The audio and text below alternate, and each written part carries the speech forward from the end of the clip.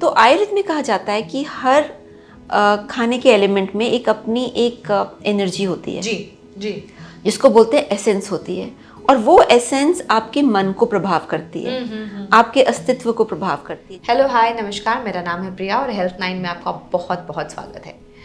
आज हम कुछ नया जानने वाले हैं, कुछ बहुत ही मज़ेदार जानने वाले हैं और इसके लिए हमने बुलाया है डॉक्टर शिखा शर्मा को। Hello ma'am, thank you so much. और वन हेल्थ की फाउंडर भी है, हमें बहुत अच्छी अच्छी बातें बताने वाली हैं। इंसेक्ट्स, ठीक है, वैसे तो इंडिया में नहीं खाते हम, मतलब कुछ जगह खाए जाते हैं, लेकिन बाहर वियतनाम, जापान, चाइना, जो भी साउथ एशियन कंट्रीज हैं, वहाँ तो बहुत प्यार से खाए जाते हैं। जी जी तो जी। क्या ये सच में हेल्दी है? देखिए, इंसेक्ट्स के बारे में ना साइंस थोड़ी सी अलग उसका पहलू है, और आई वुड से न्यूट्रिशन का पहलू मेरा थोड़ा सा और जनरली थोड़ा सा अलग है। साइंस का पहलू है कि जो इंसेक्ट है उसके अंदर प्रोटीन होता है, क्योंकि कोई भी जीव जंतु, कोई भी, चाहे वो इंसेक्ट हो, चाहे वो कोई और हो, फिश हो, जो भी हो, उसके अंदर प्रोटीन से ही जीव जंतु बनता है जी।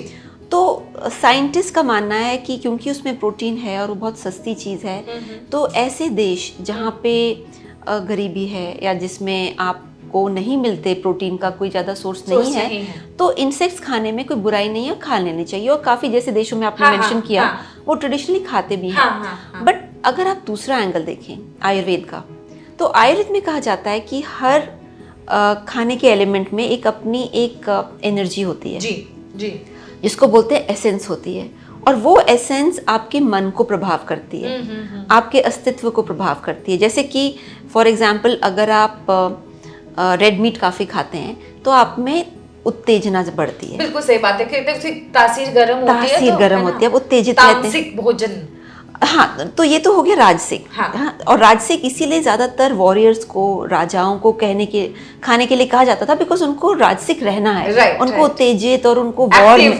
एक्टिव, डायनामिक रहना है। तो इसीलिए उसका जो आपके स्वभाव पे फर्क पड़ता है। इसी तरीके से जो टीचर्स होते थे, उनको शांत रहना है, क्योंकि अगर स्टूडेंट कुछ गलती भी कर रहा है तो आप भड़क नहीं सकते स्टूडेंट के साथ, तो आपको बहुत कूल और काम रहना है। तो उनको कहा जाता था कि आप ऐसे भोजन मत कीजिए जिसमें आप उत्तेजित हो जाएं, जिसको हम कहते हैं सात्विक, यानी शांत, कूल माइंडेड, कूल हेडेड।